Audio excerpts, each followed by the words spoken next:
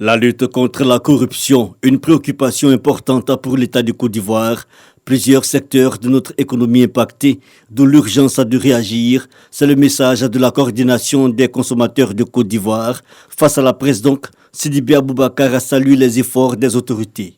Mais je pense que cette opération est bien menée, donc nous devons contribuer activement à accompagner l'État dans cette opération main propre. La coordination invite cependant l'ensemble des Ivoiriens à s'impliquer dans la bataille pour la moralisation de la vie publique. Voilà, toute personne qui vit aujourd'hui au détriment de l'État, c'est de les dénoncer dans les administrations.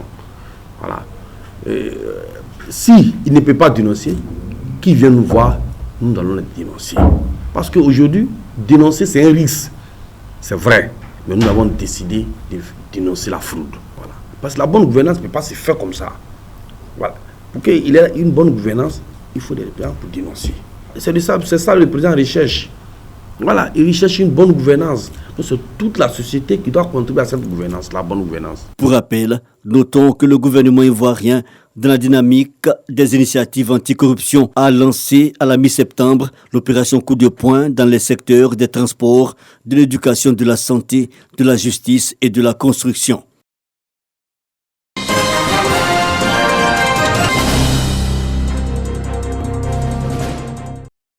Cédric Kwasi Yao est le nouveau lauréat des JBAC 2021.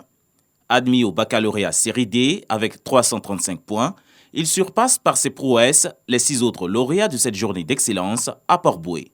À l'instar de ses amis, il reçoit un trophée et une bourse d'études au Maroc offert par la mairie. Cette journée fut l'occasion pour le partenaire Campus France, la direction régionale de l'éducation nationale et le maire Sylvestre Emou d'encourager les bacheliers primés. Nous sommes fiers de notre initiative car elle place l'excellence au cœur des préoccupations des acteurs du système éducatif, au premier rang desquels se trouvent les élèves. L'un des grands chantiers de notre programme réside dans notre volonté de faire de l'institution scolaire la clé de voûte et développement de notre commune. L'ex-international Didier Drogba, parrain de la cérémonie, a invité les lauréats à promouvoir les valeurs d'abnégation et de mérite. L'obtention de ce bac vous a montré que pour réussir dans la vie professionnelle, il faut travailler. Il faut travailler, travailler et travailler sans relâche. On parle de l'école et de ses valeurs, l'humilité,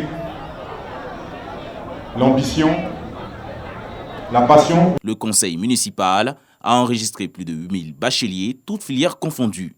La journée d'excellence JBAC 2021 à Port-Bouët est à sa 3e édition.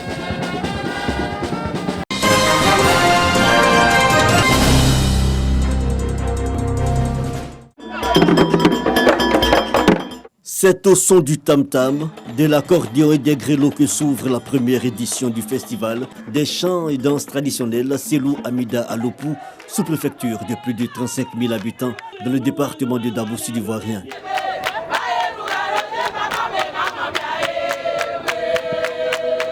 Sur la place du village, plusieurs groupes de la région en compétition. L'enjeu, valoriser le patrimoine culturel du peuple Adjoukou.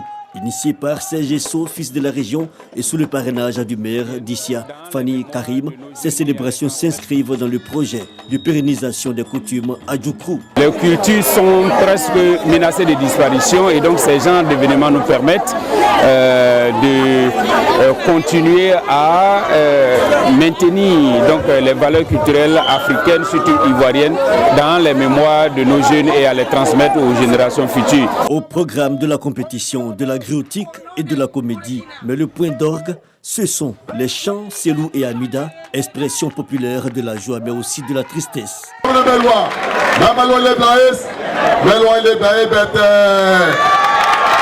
Des chants côtoyés aussi par la danse traditionnelle, l'opendal, le gori et le tekbe en l'occurrence pour cette première édition avec à la clé le Grand Prix du festival. La deuxième édition du festival Selou Amida aura lieu les 21 et 22 août 2022.